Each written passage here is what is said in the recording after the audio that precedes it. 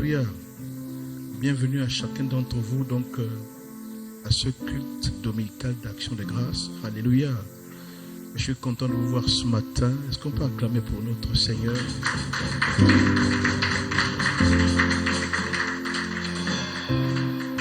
Alléluia.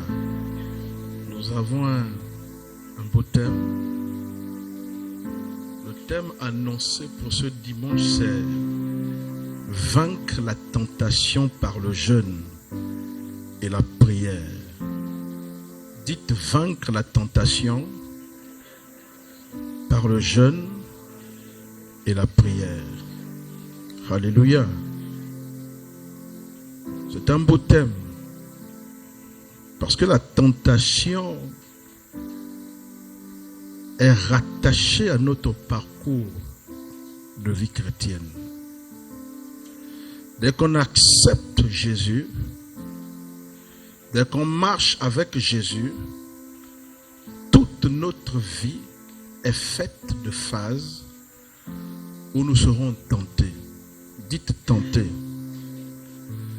En réalité, la tentation peut prendre deux significations selon le point de vue. Lorsqu'on se met du côté de l'ennemi, parce que le tentateur c'est l'ennemi, le diable. Lorsqu'on se met du côté de l'ennemi, l'objectif, la tentation consiste pour l'ennemi à nous séduire, à nous amener à faire ce que Dieu ne veut pas qu'on fasse, à nous faire chuter, à nous faire tomber. Mais le problème, c'est que c'est vrai que Dieu ne nous tente pas, mais du point de vue de Dieu, parfois il permet cela, que l'ennemi nous tente. En fait, ce n'est pas interdit pour Satan.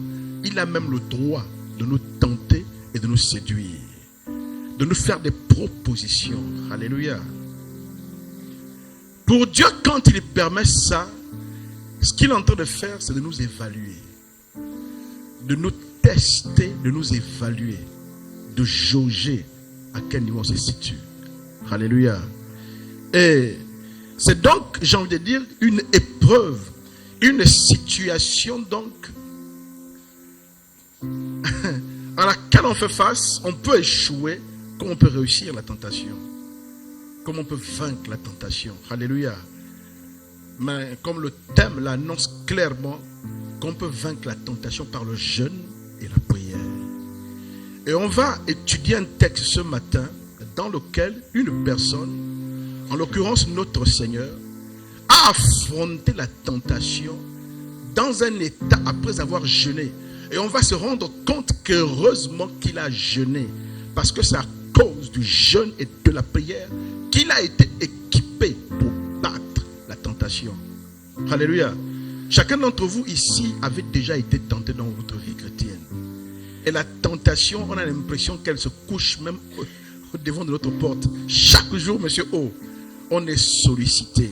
Alléluia. J'aimerais donc qu'on lise rapidement le texte. Notre texte de base. Luc chapitre 4. Luc chapitre 4. Du verset 1. On va lire jusqu'au verset 13. Luc chapitre 4, du verset 1 jusqu'au verset 13. Je vais lire rapidement dans la version Louis II. La Bible déclare: Jésus, rempli du Saint-Esprit, revint du Jourdain et il fut conduit par l'Esprit dans le désert, où il fut tenté par le diable pendant 40 jours. Il ne mangea rien durant ces jours-là. Et après qu'ils furent écoulés, il eut faim. Verset 3. Le diable lui dit: si tu es fils de Dieu, ordonne à cette pierre qu'elle devienne du pain. Jésus lui répondit: il est écrit, l'homme ne vivra pas de pain seulement. Le diable, l'ayant élevé, lui montra en un instant tous les royaumes de la terre et lui dit: je te donnerai toute cette puissance et la gloire de ces royaumes, car elle m'a été donnée. Je la donne à qui je veux. Si donc tu te prosternes devant moi, elle sera toute à toi. Jésus lui répondit, il est écrit, tu adoreras le Seigneur ton Dieu et tu le serviras lui seul. Verset 9. Le diable le conduisit encore à Jérusalem, le plaça sur le haut du temple et lui dit, si tu es fils de Dieu, jette-toi d'ici en bas, car il est écrit, il donnera des ordres à ses anges à ton sujet, afin qu'ils te gardent, et ils te porteront sur les mains, de peur que ton pied ne heurte contre une pierre. Jésus lui répondit, il est dit, tu ne tenteras point le Seigneur ton Dieu. Après l'avoir tenté de toutes ses manières, le diable s'éloigna de lui jusqu'à un moment favorable. Alléluia. Là, je viens de lire Luc chapitre 4, verset 1 à 13. Cet épisode de la vie de Jésus a lieu alors que Jésus finit le baptême. Vous connaissez l'histoire. Jésus arrive au Jourdain, qui est le cours d'eau dans lequel on a baptisé Jésus. Et il y avait Jean le Baptiste qui baptisait. Jean le Baptiste, intimidé par l'envergure spirituelle du Seigneur, qui est son Seigneur, refuse de baptiser le Maître. Il dit, normalement c'est à toi de me baptiser. Et Jésus dit, non, laisse qu'on fasse comme ça. Et Jésus va se baptiser. Elle va être baptisée par immersion, donc dans l'eau. Et quand Jésus sort des eaux du baptême, la Bible fait la description qu'il y a une voix qui parle là-haut au ciel et qui dit, celui-ci est mon fils bien-aimé en qui j'ai mis toute mon affection. Alléluia. Et la Bible va décrire qu'il y a une scène juste après ça, le Saint-Esprit descend sur Jésus comme une colombe. Et donc l'Esprit de Dieu vient sur Jésus. Ensuite commence donc le Luc chapitre 4 où on dit Jésus rempli de l'Esprit va quitter le Jourdain. Il va être conduit par l'Esprit dans le désert. Alléluia. Dites dans le désert. Dites désert. Donc pour ceux qui passent par des moments de désert, vous comprenez que quand je me retrouve dans un désert, ce n'est pas toujours Satan qui m'y a conduit. Dites, ce n'est pas Satan qui m'y a conduit. Ce n'est pas forcément Satan qui m'y a conduit. D'ailleurs, la Bible dit que je l'amènerai au désert pour parler à son cœur. Parce qu'assez souvent, quand notre vie est remplie d'accessoires, on n'a pas le temps d'écouter ou de prêter attention à Dieu. Et parfois, Dieu débarrasse beaucoup d'accessoires pour enfin avoir accès à ton cœur. Là, tu vas l'écouter. Pas parce qu'il ne t'aime pas, c'est parce qu'il t'aime. Et il t'équipe et te prépare pour le prochain niveau. Alléluia. Dites désert. Donc l'Esprit va amener Jésus au désert. Mais le verset 1 là, qui dit que Jésus, rempli de l'Esprit, revint du Jourdain. Et il fut conduit par l'Esprit dans le désert. J'aimerais qu'on le lise dans le livre de Matthieu. Parce que Matthieu raconte la même scène. Matthieu chapitre 4, le verset 1.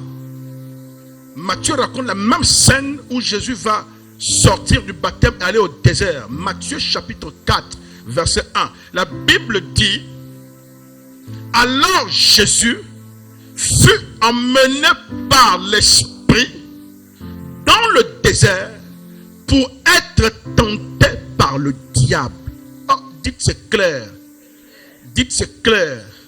Dans Luc 4, verset 1, on voit qu'il est amené au désert. Mais Matthieu est précis. Il ajoute un détail. L'objectif pour lequel Dieu amène Jésus par son esprit au désert pour être tenté. Dites test. Dites évaluation.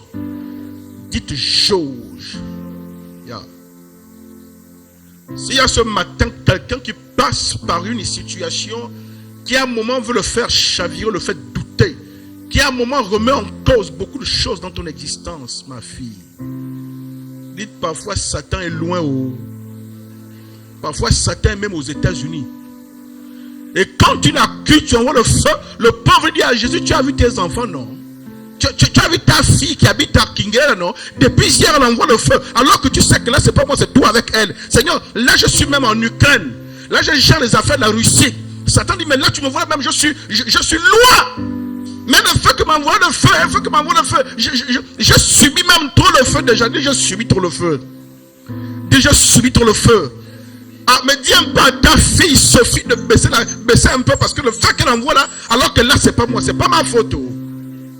Oh, dites parfois, l'Esprit de Dieu m'amène au désert et m'expose à être tenté, à être évalué par l'ennemi.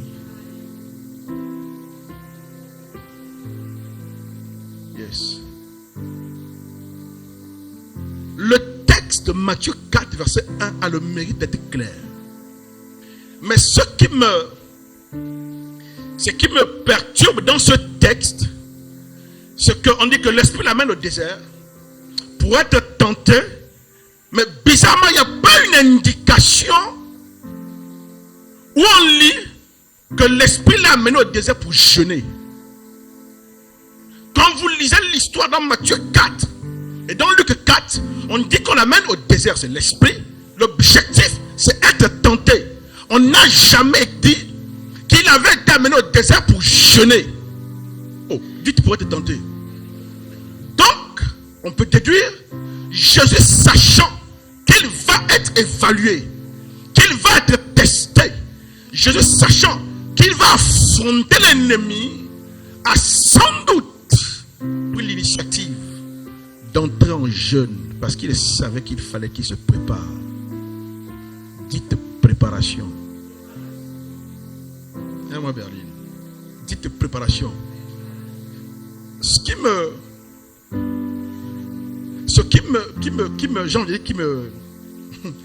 m'interpelle, c'est que même dans les sphères des autres obédiences, je lisais le témoignage d'un sataniste qui disait qu'avec son maître, il devait aller sous la mer.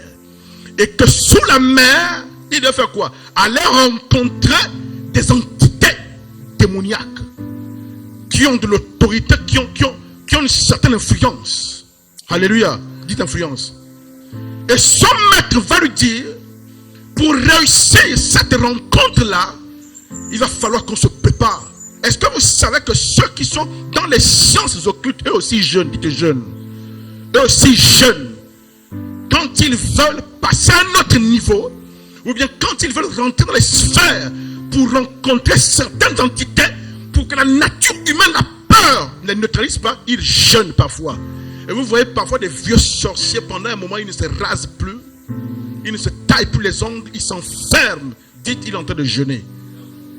Et aussi, ils jeûnent là-bas. Dites, jeûne. Et donc, Jésus, sachant qu'il est amené au désert pour être tenté, pour être évalué, va faire quoi? Va démarrer un jeûne, 40 jours dans le désert, sans manger et sans boire, pour pouvoir affronter la tentation. Dites tentation. La tentation que Jésus va affronter se situe à deux niveaux. Dites deux niveaux. Dites le premier niveau. Est-ce que vous savez quel est votre plus gros adversaire, votre adversaire le plus redoutable? Qui? Ah, qui a eu la chair? Deux personnes. Ah, si j'avais mis 10 000 francs à question pour un champion, quelqu'un aurait déjà gagné. Alléluia. Alléluia. Dites mon plus gros adversaire, mon plus grand ennemi, ce n'est pas mon voisin. Ah, je n'ai pas entendu. Mais il y a des places devant. Prenez les premières places. S'il vous plaît, prenez les premières places. C'est pas bien. Asseyez-vous devant. Prenez les premières places. Voilà. Alléluia. Dites mon plus grand adversaire. Le problème avec ton existence, c'est que tu crois que ton problème, c'est ton voisin. Le problème avec ta vie, c'est que tu crois que ton problème, c'est ta mère, ton père, ton grand-père. Tu crois même que ton problème, c'est ta soeur. Non, ce n'est pas ta soeur. Dis, ce n'est même pas mon collègue. Même si on a de la promotion à ton collègue, arrête de critiquer ta collègue. Ah non, c'est parce qu'elle sort avec le patron. Reste tranquille. Elle n'est pas ton problème. Dites, elle n'est pas mon problème. Ah, on connaît ça, les jeunes filles qui roulent les grosses voitures. Non, laisse-la. Elle n'est pas ton problème. Oh, dis ça, elle n'est pas ton problème. Le problème, c'est que toi, tu es assise à croire que si ta vie ne bouge pas, Junior, c'est à cause de l'autre.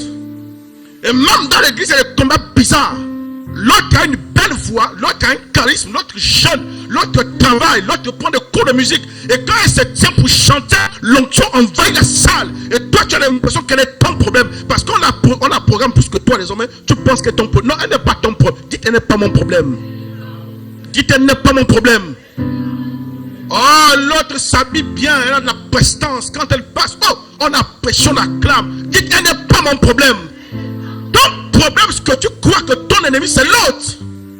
Mais je t'informe ce matin que le plus grand ennemi que tu n'as jamais eu, c'est toi-même. Dites, c'est moi-même. Dites, je suis mon ennemi. Dites, je suis mon adversaire le plus redoutable.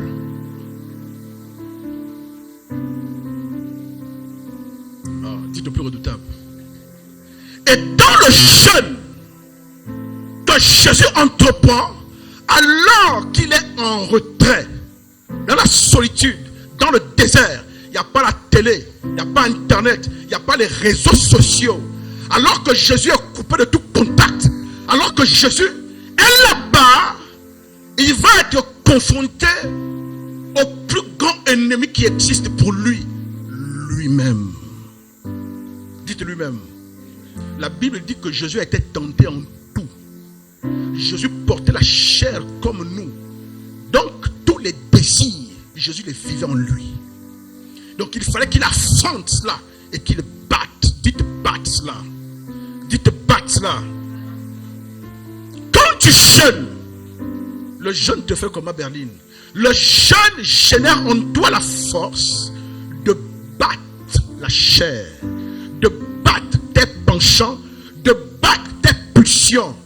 Parce que quand tu prends le temps où tu ne manges pas, où tu ne bois pas, où tu ne t'exposes pas à certaines activités, la chair souffre, la chair s'affaiblit, la chair diminue, et souvent dans cette phase, ton esprit devient comme un gladiateur. J'ai un frère qui m'a raconté l'histoire alors qu'il passait des temps de prière, je crois, de jeûne. Il a fait un rêve sur lui-même. En fait, il a fait un rêve où il a vu quelqu'un de très grand, dont la taille arrivait presque au nuage. Il se regarde. En fait, c'était lui. Mais il refuse de croire que c'est lui. Il dit, ah, comment quelqu'un peut être grand et costaud comme ça là? Et quand il m'a raconté le rêve, l'esprit m'a dit, c'est lui-même qui se voyait. Parce que dans le monde spirituel, alors qu'il faisait ce travail de se rapprocher de Dieu, en esprit, il grandissait, il prenait de l'envergure, il prenait de la capacité et du volume. Quand tu jeûnes, non seulement tu affaiblis la chair, mais ton esprit grandit. Oh yeah. Ton esprit prend du volume, ton esprit prend de l'ampleur, ton esprit prend de l'envergure, ton esprit prend de la force. Est-ce que tu n'as pas remarqué qu'il y a des moments dans ta vie spirituelle, quand tu es faible, tu ne jeûnes pas, tu ne pries pas, il suffit que tu fasses un rêve où on t'attaque, tu te rêves, tu te vois en train de fuir, en train de pleurer, en train de te cacher. Mais bizarrement, il y a des moments quand ta vie spirituelle commence à prendre du volume par la prière, le jeûne, la constance dans les programmes de l'église. Tu rêves naturellement quand quelqu'un t'a attaqué. Tu vois quoi? Tu es surpris de voir que tu le maîtrises, tu le contrôles, tu le chasses. Oh, dites, mon esprit prend de la force. Quand tu jeûnes, non seulement tu affaiblis la chair, mais quand tu jeûnes, Berlin, ton esprit prend de la force. C'est comme si la voiture s'était arrêtée, la station a mis la pompe, les charges de carburant. Dites chargement. Dites chargement. Dites chargement. Et durant ce temps de jeûne, alors que Jésus se charge, alors que Jésus se fortifie, alors que Jésus se remplit, alors que Jésus sur le plan spirituel est en train de monter. C'est pourquoi je vous ai parlé de la force de caractère. Dites force de caractère. Parce que la plupart d'entre nous, on échoue. Parce qu'à l'intérieur, il manque de quelque chose. Parce que la force d'un être humain ne dépend pas de la force de ses muscles. La force d'un être humain ne dépend pas de la force de sa bouche. La force d'un humain dépend de quoi? De ta force spirituelle. Et vous avez compris que même les sorciers comprennent ce principe. Quand ils décident de te déstabiliser, ce n'est pas un couteau physique. On va dans le monde spirituel. Là où on contrôle tout. Et dans le monde spirituel, quand on peut te contrôler, on t'a eu. Même les liens qu'on dit, on m'a attaché, on a bloqué. Ce n'est pas physique, c'est dans le monde spirituel. Donc vous comprenez l'enjeu pour nous en tant qu'enfants de Dieu d'être spirituellement forts. Parce que les batailles que nous avons sont des batailles spirituelles. Dites bataille spirituelle. Dites bataille spirituelle. Dites je jeûnerai pour augmenter, pour amplifier ma force spirituelle, pour me charger, pour télécharger la force dans mon homme intérieur. Alléluia. Il y a des symptômes quand toi-même tu vois des choses bizarres. Quand tu vois des rêves maintenant où on te poursuit, tu fuis, où on te poursuit, tu pleures. Tu dis, il y a 2 mois, je vivais la même scène dans les rêves, mais c'est moi qui avais la supériorité. C'est quoi cette histoire, ces derniers jours-là? Les rêves où j'ai peur, ça veut dire que la jauge a baissé. Dites symptômes. Dites symptômes. C'est pourquoi on n'attend pas seulement quand l'église programme des jeûnes. Toi-même, tu dois avoir un temps de jeûne. C'est pourquoi l'église établit un programme chaque semaine de jeûne. On n'attend pas de vouloir le visa, vouloir l'enfant, vouloir le travail. On n'attend pas qu'il y ait une urgence particulière pour jeûner. On jeûne par consécration. C'est un ministère, ça maintient la communion avec Dieu et ça me permet de me recharger continuellement. Dites recharge. Heureusement que je suis à jeûner. Parce que alors qu'il jeûne, ou alors que tu jeûnes, tu te retrouves en confrontation avec toi-même, Aïcha. Dites mes peurs, dites mes doutes, dites mes frayeurs, dites mes angoisses, dites mes craintes. Chaque cœur ici est habité par ça.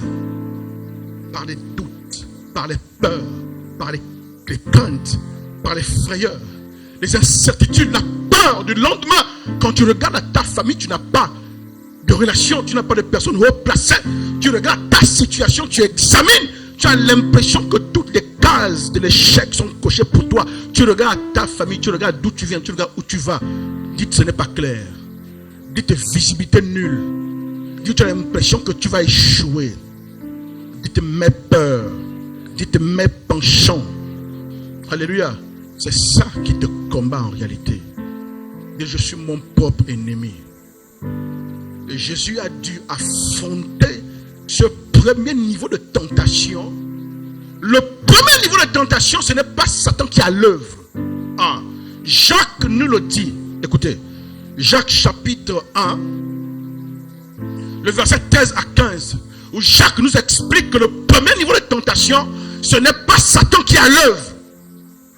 La Bible dit ceci, Jacques chapitre 1, le verset 13 à 15, je lis dans la version du second. La Bible dit que personne, lorsqu'il est tenté, ne dit c'est Dieu qui me tente, car Dieu ne peut être tenté par le mal, et il ne tente lui-même personne. Verset 14, mais chacun est tenté quand il est attiré et amorcé par sa propre convoitise.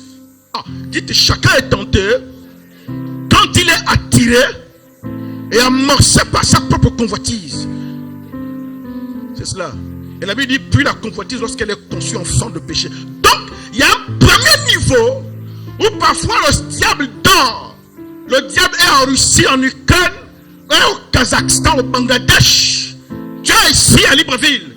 La pression que tu ressens là, ce n'est pas pour le diable. C'est simplement tes penchants qui sont à l'intérieur de toi. Ta convoitise personnelle. Dites mes penchants, mes peurs, mes angoisses, mes craintes qui se lèvent et qui combattent ma destinée. Le jeûne t'aide à battre ta propre chair d'abord. Si tu ne bats pas ce premier niveau, Satan fera de toi une simple bouchée.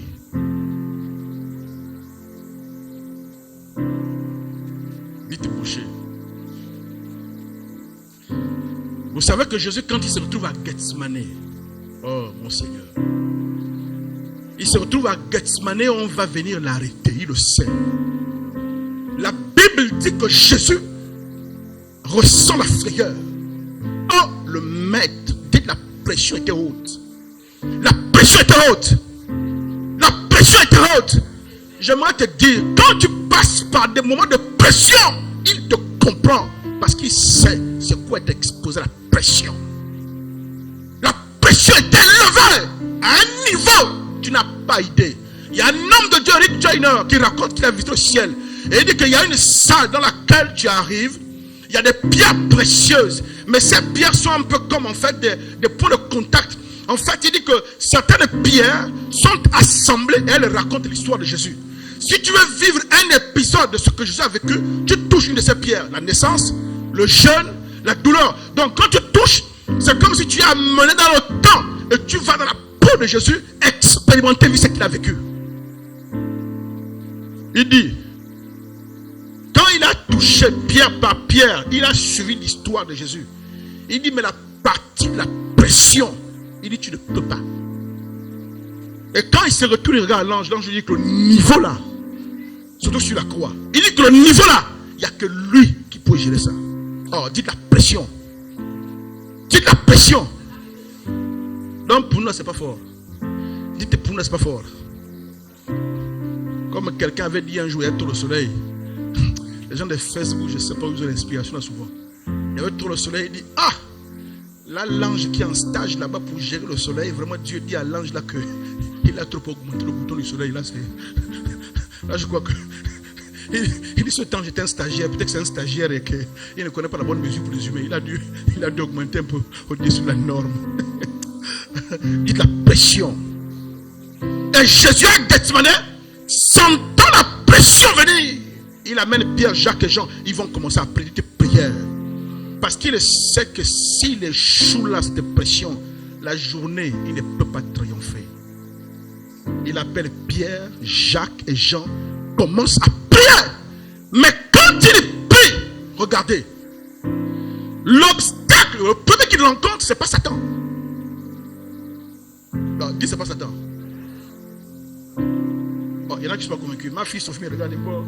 Mais c'est pas Satan, c'est qui encore? Il y a encore quoi? Satan a un jumeau. Satan a un jumeau. Non, Satan n'a pas de jumeau. Le premier obstacle, quand vous lisez l'histoire que Jésus rencontre, c'est sa propre volonté. Yeah. Dites je suis mon ennemi. Dites je suis mon adversaire. Parce que sa volonté commence à lui proposer une autre piste, une autre voie qui n'a rien à voir avec la volonté de papa. Et pendant 3 heures minimum, Jésus a prié. Puisque la Bible dit qu'il a prié 1 heure, il est revenu voir les gars dormir. Il a prié 2 heures, les gars ont dormi. Il a prié la 3e fois. Donc minimum 3 heures. Et la Bible précise qu'il disait que la même chose. Pas ma volonté, mais la tienne. Donc Jésus lui-même, pour venir à bout de lui, de sa volonté, de son penchant, a fallu minimum 3 heures de prière. Dites, mon problème, c'est même pas le sorcier. Vous dormez ou quoi? Mon problème, c'est même pas le sorcier. En fait, tu ne réalises même pas à quel niveau. En fait, tu n'as pas encore réalisé à quel niveau que ton problème, ce n'est même pas le sorcier. Ton problème, ce ne sont même pas les liens de famille. Dites, il y a les liens. Dites, il y a les liens. Mais mon problème, ce ne sont pas les liens. Mon problème, ce n'est pas l'envoûtement à Berlin. Et ma fille. Oh non, il y a un vieux dans ma famille, là, c'est un vieux bizarre. Dites un vieux bizarre. Ton problème, ce n'est pas le vieux bizarre. Sophie, ton problème, ce n'est pas le vaudou. Dites, ce n'est pas le vaudou. Donc arrête d'accuser les autres. Ton problème, c'est toi-même. Parce qu'en réalité, comme je vous ai enseigné que tu as le pouvoir, j'ai expliqué ici pour ceux qui n'étaient pas là le vendredi, que dites-moi, chaque chose qu'on lance en l'air fait quoi? Revient vers le sol. Vrai ou faux? Vrai ou faux? Ça veut dire que la terre attire à elle tout ce qui est dans son champ. Mais comment les avions sont pour voler? On a expliqué que c'est vrai que le fait que la terre attire les choses est une loi naturelle, mais il y a d'autres lois qui sont supérieures. Oh yeah. Donc l'avion opère dans une autre loi physique qui est au-dessus la loi de l'attraction de la Terre. Quand l'avion active les réacteurs, elle annule l'effet de la loi de la Terre. Ça veut dire qu'en réalité, dans ta famille, même s'il y a des liens, même s'il y a la sorcellerie, même s'il y a des choses bizarres, dites bizarres, en tant qu'enfant de Dieu, tu peux opérer dans une autre loi, ma fille. Dites la justification. Dites la justification. J'ai été justifié. Donc ce que mes parents ont fait avant, ça ne m'engage plus. Je suis une nouvelle créature. Donc même si j'ai fait des fautes avant, ça a été annulé. Oh! Dites justification. Et tu opères dans ta famille, même dans un contexte de sorcellerie, avec la conscience d'enfant de Dieu, que tu actives les réacteurs et tu t'envoles comme un avion, même s'il y a la sorcellerie dans ta famille. Le problème donc ce n'est pas eux, c'est toi. Tu sais pourquoi? Parce que tu crois que l'église c'est comme quand on était au village, où on partait voir un ganga pour qu'il dise des choses, il te dit amène un pagne, il te dit amène ici, et quand tu amènes, il fait ce qu'il a à faire et ça marche. Et quand tu viens t'asseoir à l'église, tu crois que le pasteur c'est un ganga. Tu penses que le pasteur c'est un marabout. Il va dire bengo, bengo, bengo, bengo. Il te touche la tête, il te frotte un peu, il souffle le sel, il te met un pagne blanc. Quand tu sors, ça a changé. Dites c'est pas comme ça. Dites c'est pas comme ça. Dites chacun d'entre nous, on est enfant de Dieu. Et le Seigneur veut avoir une relation avec chacun d'entre nous. Le Seigneur a un plan pour chacun d'entre nous. Et le Seigneur veut voir chacun d'entre nous triompher. Acclame Jésus.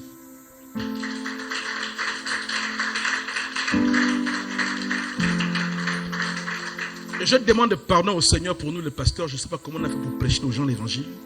Mais apparemment, ce n'est pas rentré. Les gens viennent en masse à l'église.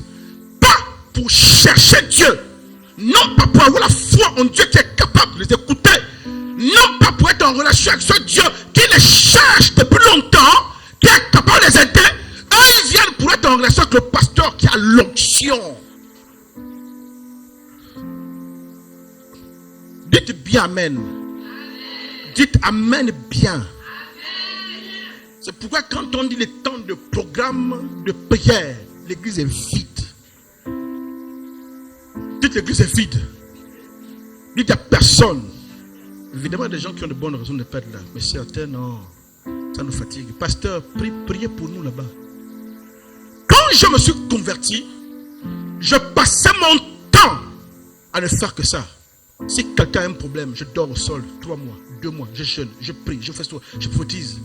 Après un jour, Dieu m'a dit, est-ce que tu te rends compte que tu vis la vie spirituelle à leur place? Parce que quand j'étais avec ces gens, j'avais l'impression qu'ils étaient forts.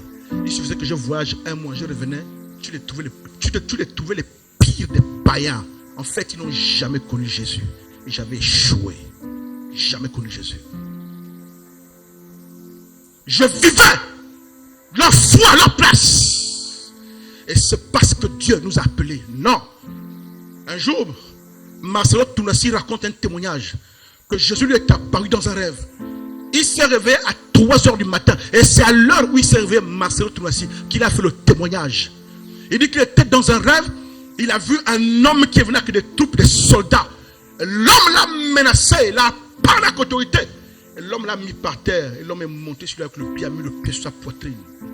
Il l'a menacé, Il dit qu'il avait tellement peur qu'il pensait qu'il mourrait. Et la personne lui a dit, est-ce que c'est toi qui es mort pour eux? Pourquoi tu les amènes à s'attacher à toi? Pourquoi tu les amènes à s'attacher à toi pour eux?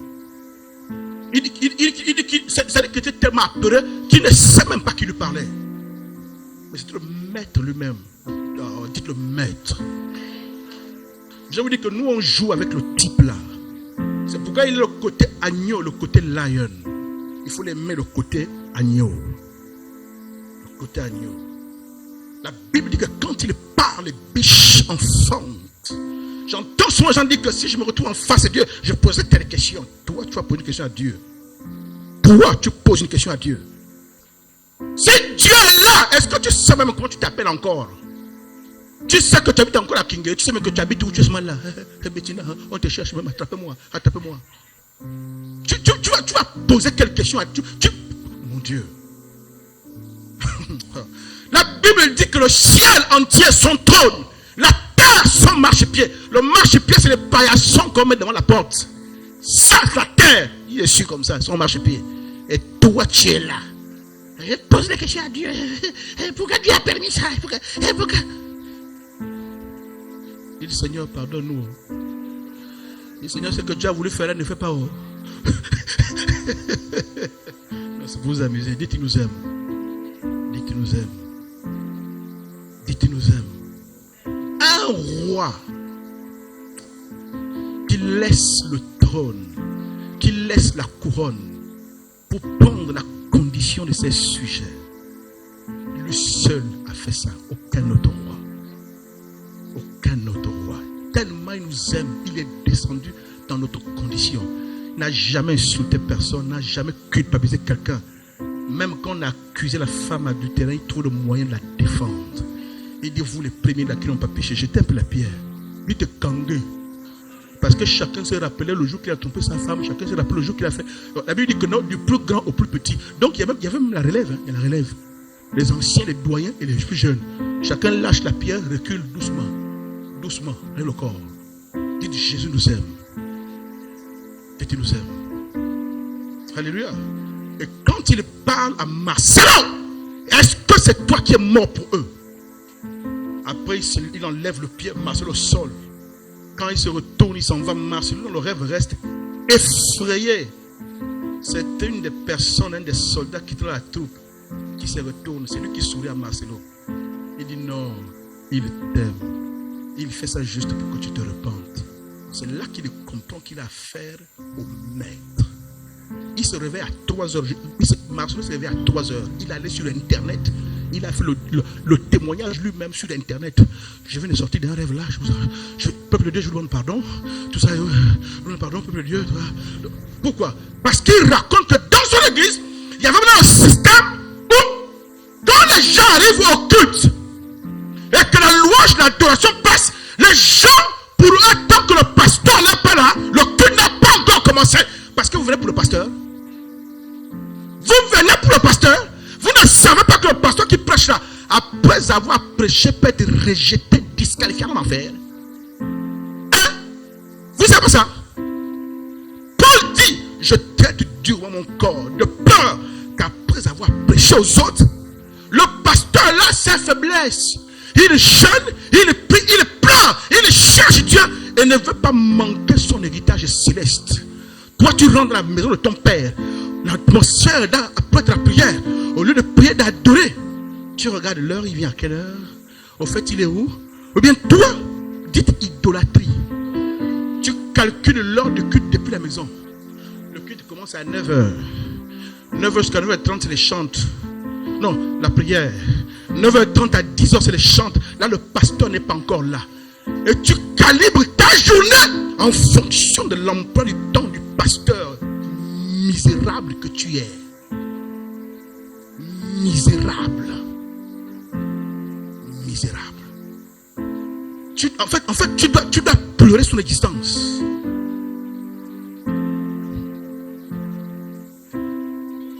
Dis, je ne viens pas pour le pasteur. Oh, il va monter autour de 10 heures, donc les 15 minutes là. Dites les 15 minutes là. Donc j'arrive. Donc tu viens pour moi. Je ne peux pas te sauver, papa. Je ne peux pas te sauver, Bettina. Je ne peux pas. Un seul est capable de le faire. Un seul est mort pour nous. Un seul avait le sang suffisamment pur, un sang divin pour essuyer nos fautes. Un seul. Un seul. Ce n'est pas moi. C'est Jésus-Christ de Nazareth. Et quand tu viens ici, tu ne viens pas pour communier avec le pasteur.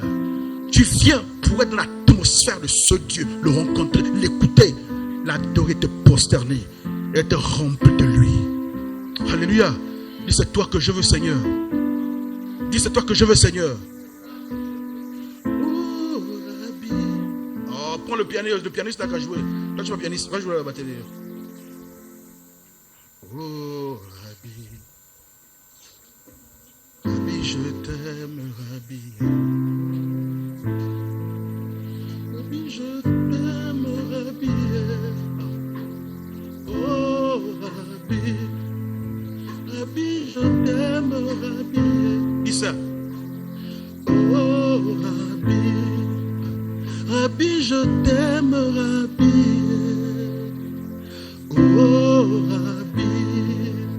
Rabbi, je t'aime. Celui qui est digne d'être adoré, c'est pas moi. Celui qui est digne de la première place, c'est pas moi. Celui qui est digne d'être honoré, celui qui est digne que tu te postes, que tu t'allonges, c'est lui. C'est lui qui est digne. Dites celui qui est digne. Est-ce que vous savez que même quand tu fais du bien à quelqu'un, ce n'est même pas à cause de la personne, c'est à cause de lui, parce que tu l'aimes. Et tu sais que lui là, il a le souci pour lui. Et tu fais le bien à cause de lui. C'est pourquoi même quand la personne est ingrate, tu t'en fous. Parce que tu ne fais pas pour être acclamé par la personne, tu fais à cause de lui. Et quand tu as fait, il a validé, c'est suffisant pour toi. Dis je t'aime Rabbi, je t'aime. Oui. Oh Rabbi, Rabbi, je t'aime Rabbi. C'est pour lui que tu fais ça. Donc tu dois faire pour lui. Même quand tu t'habilles le matin, même si tu es célibataire, ne calcule pas le frère dans l'église. Il faut que je mette telle tenue, tel parfum pour que le frère me remarque. Non, habille-toi pour que Jésus soit content. Quand tu t'habilles pour Jésus. Tu vois que tu as des formes, tu as un corps, mais tu te sers. Un corps que Jésus a racheté par son sang et sa mort. Tu l'exposes, tu l'habilles bizarre. Tu t'habilles pour qui? Dis, je dois le faire pour Jésus. Tout ce que je fais. Oh, dis à tout ce que je fais. Tout ce que je fais, je dois le faire pour Jésus. Je n'ai pas envie qu'il me demande des comptes. Pour lui, tu leur as enseigné quoi là-bas, toi là où tu es là. Je n'ai pas envie de me retrouver devant le maître à bégayer. Il dit, je t'ai donné des gens pour soutenir le ministère. Je t'ai donné un local. C'est bien, vous avez fait la peinture, c'est bien. Je te donne les instruments, des gens qui étaient là. Et il me dira, fils, tu leur as dit quoi? Dis-moi, tu leur as dit quoi là-bas, qu'ils font quoi? Oh Seigneur, il ne comprenait pas. Et tu leur as dit quoi? Il va me dire, tu as craint de leur dire la vérité dans les yeux. Tu as craint de leur dire la vérité pour ne pas les blesser, pour ne pas les embarrasser, pour ne pas qu'ils fuient l'église, pour qu'ils ne... Dites, je vous dirai la vérité. Même, je dis que dites même dans mon cercueil, que Dieu fasse que le jour même que je sois mort, et que moi me dans le cercueil, quand vous venez, et que tu regardes mon cadavre, parce qu'il paraît que l'huile de finesse, Arlette, il paraît que l'huile de finesse, quand on regarde son cadavre, les gens riaient même. Parce qu'on a l'impression que son corps amusait, j'en dis amusait. On a l'impression que les gens étaient amusés quand ils voyaient, même le cadavre avait la grimace. Je prie que le jour que je meurs, même quand vous viendrez, c'est-à-dire qu'en donnant même mon cercueil, que chaque personne qui regardera mon visage, que l'esprit rappelle une parole que j'ai prêchée, la vérité. Et il dira, oui, à cause de toi, pasteur, j'ai appris ceci. Je ne suis pas votre Dieu. Arrêtez de calculer les étapes du culte par rapport au pasteur. Arrêtez ça. Dites, c'est Jésus. Dites, c'est Jésus. Quand le sorcier t'attaque, c'est là que tu appelles. Non, c'est le nom de Jésus. Maman. Le sorcier lui vient, moi aussi, je me bats, je mets un pied derrière, je mets un pied devant, je me bats au nom de Jésus. Toi, tu vas appeler comme mon nom. Au nom du pasteur Otila, mais tu es perdu. Alléluia. Même quand tu soutiens l'église et que tu amènes ton argent, tu soutiens, tu investis, tu donnes, ce n'est pas pour que le pasteur te remarque. C'est pour que qui? Pour que la tête de l'église te remarque. La tête, c'est qui? C'est Jésus. Regarde. Un homme a visité le ciel et raconte qu'il est arrivé au ciel et il a vu des chantiers où on bâtissait les maisons. Et le Seigneur lui explique que tu vois ces maisons en construction, ce sont les maisons des mes enfants qui sont encore sur terre. Il y a du matériau qu'on a mené, on bâtissait de belles maisons. Et le Seigneur lui dit, regarde bien, regarde bien. Il est en train de regarder une maison. Et le Seigneur dit, regarde sur terre. Il voit sur terre, il y a une femme, une maman dans une église. La maman arrive à l'église, elle n'a pas de moyens. Elle aimait le pasteur. Elle est venue faire un don au pasteur. Dites, le don c'était quoi? Paire des chaussettes. Les chaussettes qu'on achète à 1000 francs ou 500 là. Elle n'avait pas d'argent.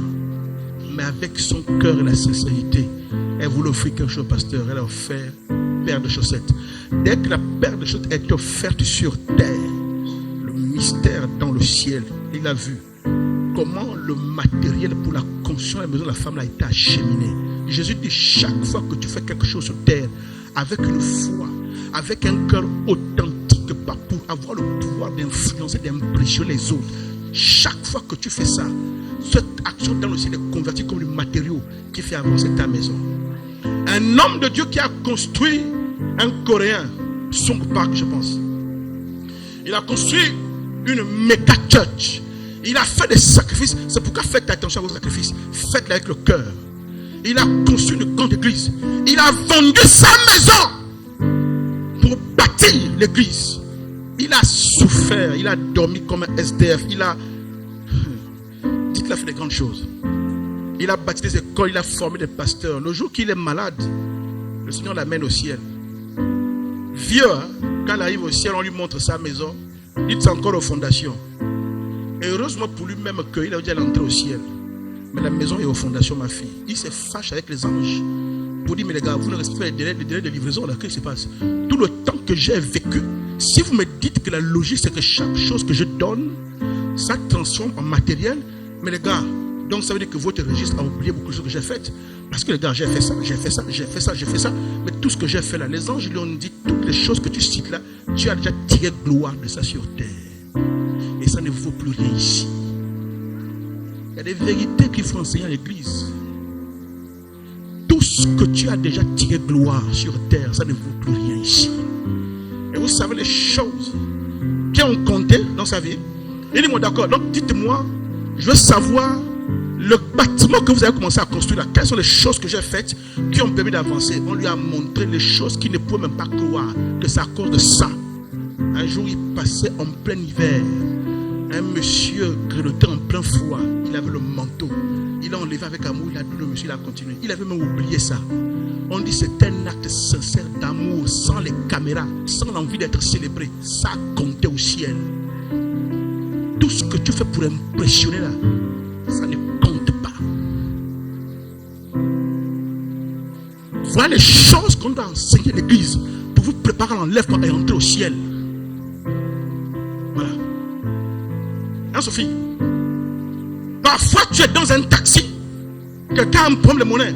Laisse, je paye pour toi. Tu n'y penses même plus. Tu as oublié. Parce que pour toi, c'est pas quelque chose qui te glorifie. C'est ça qui compte au ciel. Mais ce que tu fais et qui fait que tes épaules montent. Même quand tu rentres chez le pasteur, tu rentres comme un blazer. Ah oui non, oui non. C'est moi qui paie le bâtiment ici. Même quand tu peux le pasteur les ordres. Non, basta. Quand le pasteur te parle, non, c'est pas ce qu'on va faire. Tu expliques, non, c'est pas ce qu'on va faire, pasteur. En fait, on va faire ça, on va faire ça. Parce que dans ton cœur, tu sais que c'est toi qui finances. Et ça ne compte plus. Oh. Ma fille Santaline, content de te voir. Que tous ceux qui écoutent le message écoutent que je suis content de voir. Et chacun va discerner à sa manière. Il est content de la voir. Pourquoi? Parce que ça fait longtemps qu'elle est venue. Tu vas leur expliquer en ligne. Disserte-nous la phrase là. Pourquoi ton pasteur est tout à coup content de te voir alors qu'il y a beaucoup de brebis? Alléluia. Dis que Dieu nous aide. Dis que Dieu nous aide. Venez à l'église pour connaître Jésus. Le connaître. L'aimer. Marcher avec lui. Alléluia. Dites jeûne. Dites prière. Pour battre l'épreuve. Pour battre la tentation. Alléluia. Le premier niveau de tentation, comme je vous ai expliqué, c'est tous nos penchants, notre chair, tous nos désirs, toutes les pulsions que nous avons, les envies là. Si tu n'arrives pas à battre ça, ma fille, tu es foutu. Tu sais pourquoi? Parce que le deuxième niveau de la tentation, c'est Satan qui rentre en jeu. Ce n'est plus toi qui te bats avec tes convoitises, avec tes penchants. C'est Satan qui rentre en jeu. Et quand il rentre en jeu, vous savez ce qu'il fait? Il rentre en jeu et il utilise tes penchants. Il utilise tes choses là.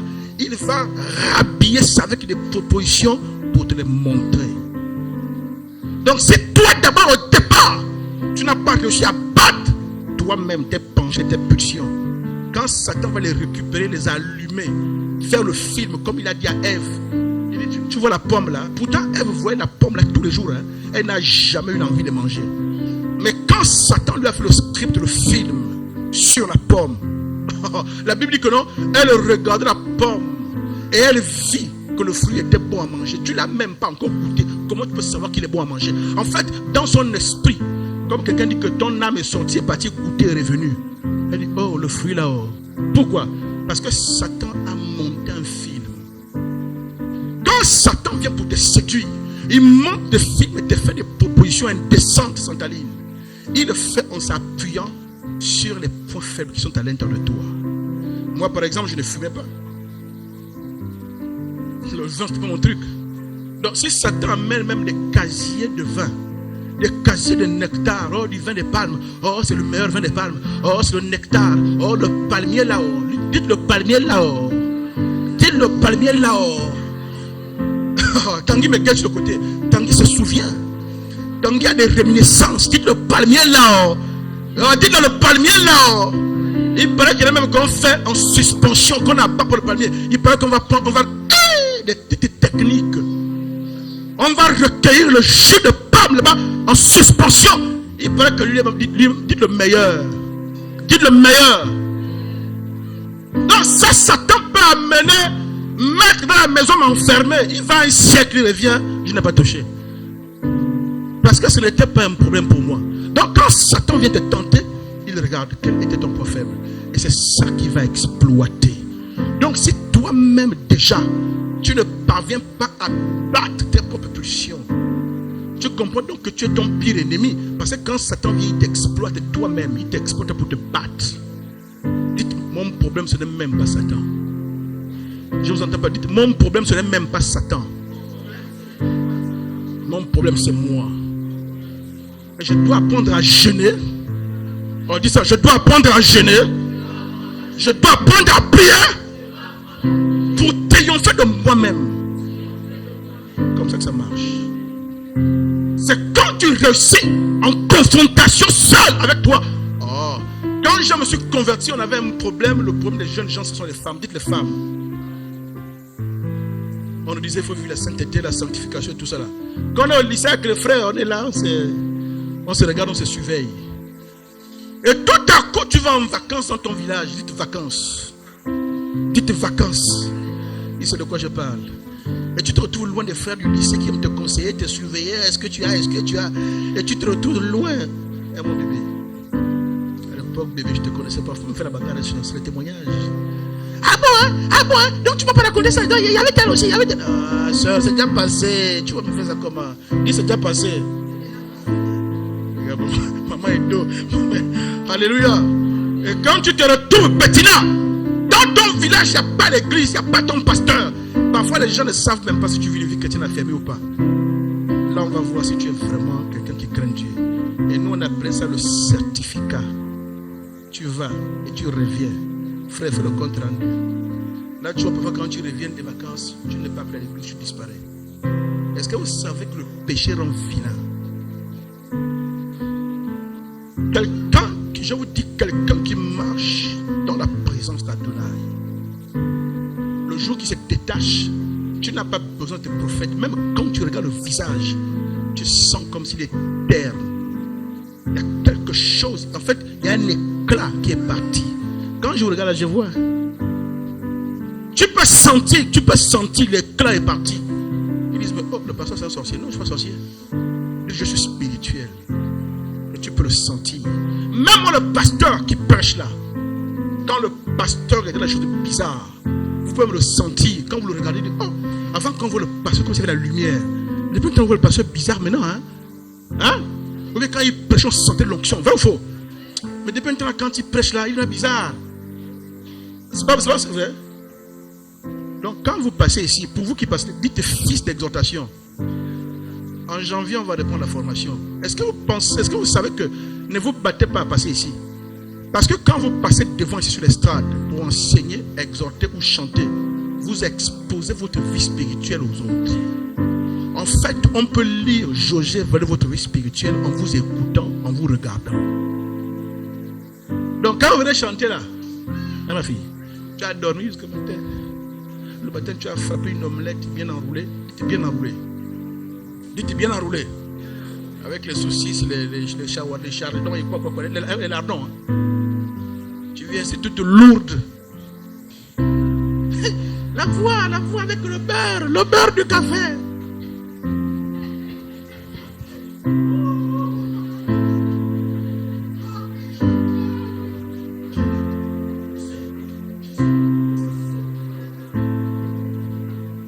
Sœur, chante à ma place. Tu n'es pas grippé, c'est faux. Il n'y a pas de discipline sur le beurre, margarine. Tu ne chantes pas, tu ne pries pas. Tu penses que le culte c'est ta maison. Où tu viens ici et tu penses que ce sont des moutons qui sont là. Les gens ont des problèmes. Ces gens, ce sont des vies et les vies sont réelles. Ces vies, c'est des vies réelles. Quelqu'un a besoin d'une direction de la part de l'esprit. Et quand tu te tiens ici, oh, tu dois être connecté au ciel. Tu amènes le flow. Et les gens qui sont là sont entraînés par le flow. Mais ça ne peut pas venir, c'est toi-même, tu n'es pas connecté. Un chante qui vient diriger, tu dors jusqu'à 6 heures, tu cherches quoi dans le sommeil. Oh, comme les frères camerounais disent quoi, tu es un héritier, tu dors jusqu'à 6 heures, tu as un héritage. 4 heures, tu as quitté le lit. 3h30, tu as quitté le lit. Tu es en train d'adorer, demander de la grâce. Et quand tu te tiens là pour exhorter, pour enseigner, pour diriger, waouh, l'atmosphère est remplie. Parfois, ceux qui sont malades sont touchés 5 points, ils sont guéris. Ceux qui ont peur, la peur quitte. Ceux qui ont la pression quitte. Alléluia. Alléluia. Dites-les chantons. Ou bien toi, tu viens diriger la prière. Parfois, la personne rentre ici avec la joie. Elle chante dans sa voiture, elle rentre ici. Dès qu'on t'écoute et dirige la prière, tout à coup, bizarrement, hein, la lourdeur gagne la salle. Avant que tu n'arrives, la salle était bien. Mais tu viens prendre le micro. Alors, nous avons commencé. Ça, c'est M. Bouman qui a, par exemple, giflé sa femme avant de venir. Dites qu'il est lourd. Dites ce n'est qu'un exemple. Alors, on va prier. Il fait semblant. On va prier. On va prier. Tout à coup, le médecin dit, oh, avant que le type n'arrive, la salle était bien. Mais depuis qu'il part, la salle est lourde. Dites lourde. Il vient nous polluer avec son atmosphère. Commencez à les évaluer, même moi le pasteur, les jauger. Vous-même, vous allez voir ceux qui prient et ceux qui ne prient pas. Dites à vos marques, prêts, allons-y. Bien, tout ce qui passe là, jaugez, vous notez. Qui a passé Bettina? Oui, quand même. Qui a passé Lisa? Oh oui. Un autre dimanche, Lisa, le même chant qu'elle chante souvent, hein, elle des gammes, elle va à gauche, elle va à droite. Dites, sœur, va régler tes problèmes avec ton gars en case avant de venir nous chanter ici là. Dites ça, va régler tes problèmes avec ton gars en case avant de venir nous chanter ta pollution ici là. Alléluia. Alléluia. Dites que Jésus, tu nous aimes. Dites, je jeûnerai, je prierai, j'augmenterai ma force intérieure pour battre la tentation. Et lève ta voix, commence à prier. Seigneur, nous te disons merci. Merci, Seigneur. Oh, Rabbi, Rabbi, je t'aime, Rabbi. Oh, Rabbi, Rabbi, je t'aime, Rabbi. On y va, Bettina. Prie, s'il te plaît. Après avoir écouté ce message. Ah.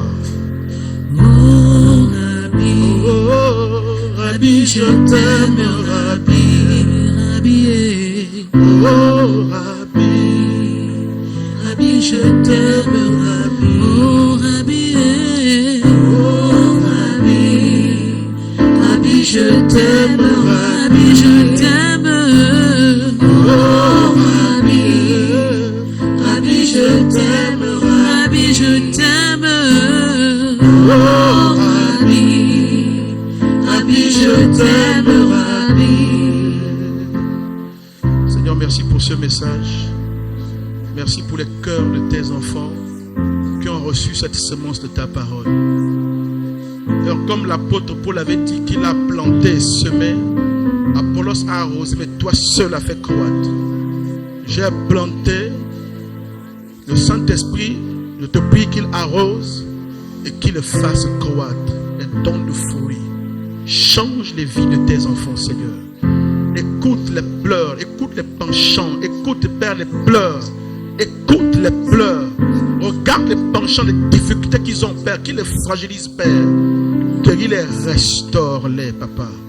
Accorde à chacun d'entre eux de te connaître. Va chercher, s'il te plaît, chacun d'entre eux à l'endroit où ils se trouvent. C'est toi qui nous as appris que tu laisses les 99 brebis pour aller chercher la seule qui est égarée, qui s'est égarée. Souviens-toi de chacun d'entre eux ici, Père. Chacun avec sa difficulté, chacun avec son problème, chacun dans sa situation, son chagrin, sa tristesse. Je t'en supplie, pardonne, restaure, bénis, rétablis, Papa.